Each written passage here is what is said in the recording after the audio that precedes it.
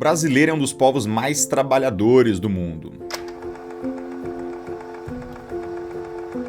A gente percebe que, na grande maioria dos casos, o brasileiro não consegue sua liberdade financeira, não consegue se aposentar com investimentos. Por que será que isso acontece? Nesse vídeo eu quero te mostrar alguns pontos que você deve tomar muito cuidado no teu padrão de consumo. Provavelmente eles estão levando boa parte do teu dinheiro embora e você poderia fazer algumas reduções para colocar esse dinheiro para trabalhar por você, para aumentar a tua renda através dos investimentos. Me chamo Rafael Lara e bora para o primeiro item. Bares e restaurantes gourmet. Não quer dizer que você não possa frequentar esse tipo de lugar, mas você deve ter consciência que esses lugares são extremamente caros. É muito fácil você ir num restaurante um pouco mais gourmetizado e gastar seus R$150, R$300 numa conta. Muitas vezes pagar R$25, R$30 num copo de gin com tônica. Então tome bastante cuidado com esses pontos, porque se você visita com frequência esse tipo de ambiente, muito provavelmente você não está fazendo as contas do que isso representa no seu mês. E se você tem condição financeira para esse tipo de situação, você gosta desse tipo de hábito, não tem problema nenhum. Agora, se você não está conseguindo guardar dinheiro, vale a pena você olhar para esse gasto específico, porque ele pode estar machucando bastante as suas finanças pessoais. Então, tenha cuidado. Item número 2, carro ou moto financiado. Sei que talvez você precise se deslocar para lugares distantes para trabalhar ou para estudar, e o financiamento pode ser uma boa possibilidade. Eu quero deixar claro por aqui é que o financiamento é algo caro. Os juros cobrados são altos e no final das contas você vai pagar R$1,5 carro a 2 se você opta pelo modelo de financiamento. Outro ponto que eu vejo que é bastante prejudicial, inclusive tendo acompanhado casos reais, é que muita gente financia um carro ou uma moto tendo apenas o valor da entrada. Coloca toda a sua reserva de emergência na entrada e fica sem nada. O que acontece é que na primeira manutenção desse carro, a pessoa acaba se endividando e a dívida vai acumulando, os juros são ainda mais altos e a pessoa acaba entrando numa espiral negativa do ponto de vista financeiro. Isso inclusive interfere em todos os outros aspectos da vida. E quando a gente está devendo dinheiro, quando o bolso da gente não está confortável, fica muito mais difícil da gente conseguir trabalhar, estudar, treinar e ter bons hábitos. Então tome bastante cuidado para não entrar nessa espiral negativa. Já vi várias situações de gente que comprou um carro financiado, só tinha o valor de entrada e depois de 3 a 4 anos, para poder quitar as dívidas e resolver a vida, teve que entregar o carro e voltar a andar de ônibus. A gente não quer que isso aconteça com você, então é muito importante que você faça as coisas na vida bem planejado. Você dê um passo de cada vez para não precisar depois dar vários passos para trás e recomeçar a vida do zero. Então, tome cuidado com esse ponto. Item número 3. Comprar um imóvel financiado apenas com o valor da entrada. Nesse caso, os juros são baixos de financiamento imobiliário. Naturalmente, você precisa entender sobre os indexadores para escolher um bom indexador. Eu, particularmente, prefiro os indexadores pré-fixados, porque você consegue ter um controle muito maior dessa dívida, inclusive selecionando em momentos específicos da economia onde os juros estão mais baixos, onde você vai pagar menos ali pelos juros deste imóvel. O que eu vejo como um grande problema é que muitas pessoas compram um imóvel achando que é algo tranquilo, algo garantido, que é um bom passo a se dar quando se é jovem, e muitas vezes a vida dá uma rasteira nessa família ou nessa pessoa. Alguém perde o emprego e não consegue honrar com as parcelas, você é transferido ou arruma um emprego que paga melhor em outra cidade, e aí você não tem como carregar o imóvel, é obrigado a vender isso ou a colocar numa imobiliária para que fique rendendo os aluguéis, que não é uma situação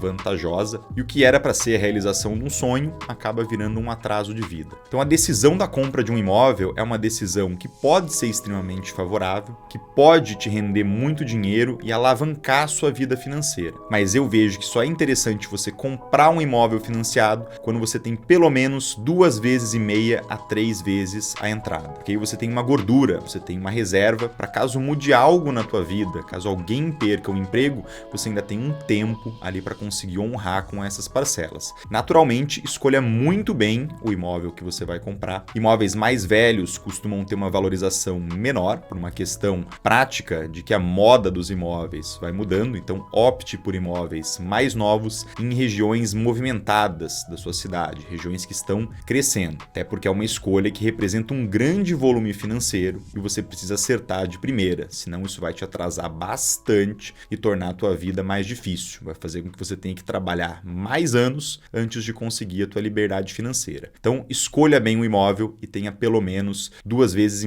a 3 vezes o valor de entrada. E, naturalmente, estude sobre as modalidades de indexador desse financiamento, para você conseguir fazer um bom negócio e não assumir essa dívida de uma maneira equivocada. Item número 4, aplicativos de delivery e transporte, o famoso iFood e Uber.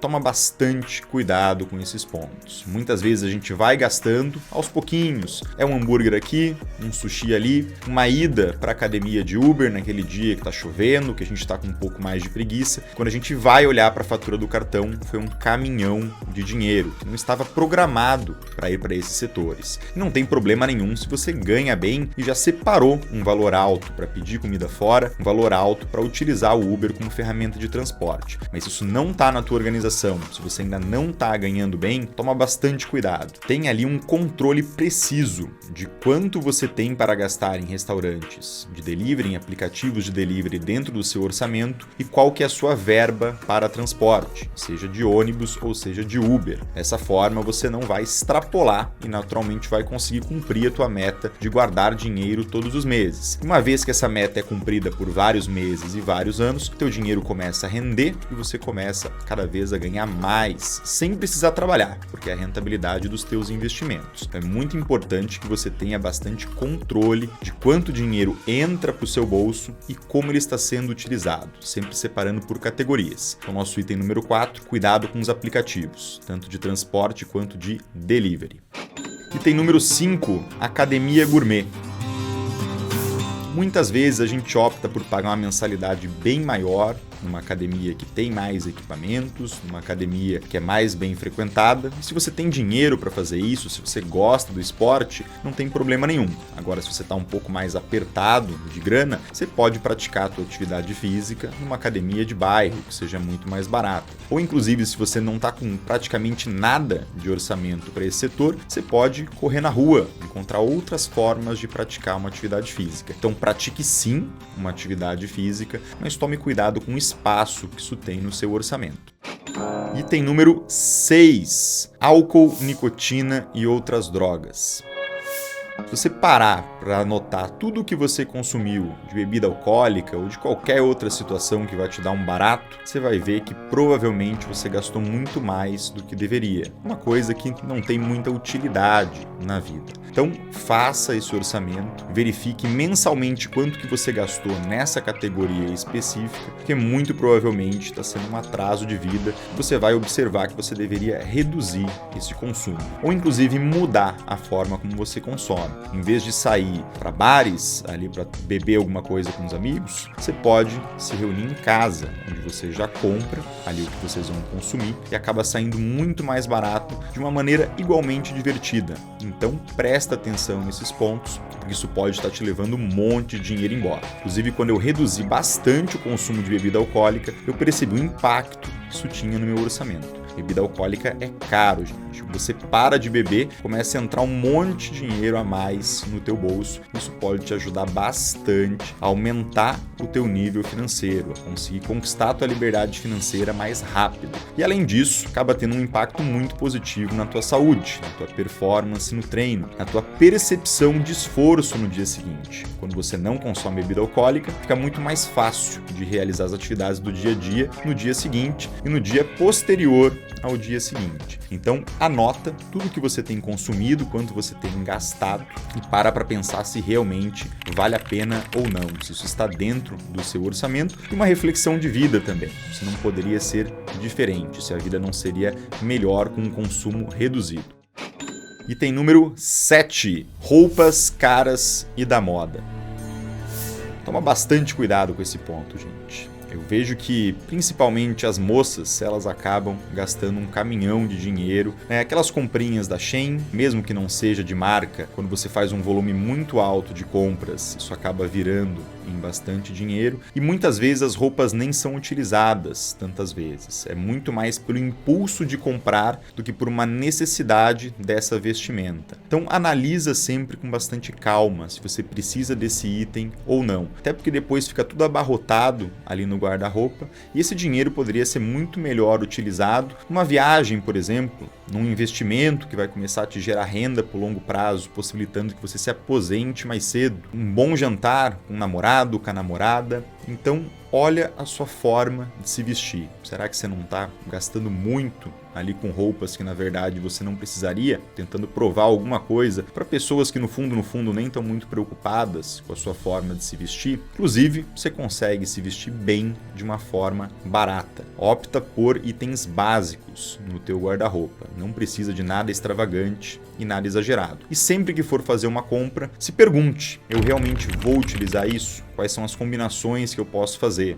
Uma frequência anual, quantas vezes será que eu vou utilizar esse item? Quanto tempo essa roupa vai durar para mim? Será que isso vai permanecer na moda durante mais 2 anos, 3 anos? Ou é alguma coisa simplesmente passageira que depois vai se tornar algo descartável, simplesmente ocupando espaço no meu guarda-roupa? Então olhem esse ponto com bastante atenção. Se você gostou desse vídeo, não se esquece de deixar aquela curtida, se inscrever no canal e se tiver mais itens que você acha que não são interessantes ali para o consumo ou que a gente deve tomar cuidado, deixa aqui nos comentários porque a gente vai montando um repertório de mais dicas para o pessoal que está assistindo. Obrigado por ficar até o final e nos vemos no próximo vídeo. Forte abraço!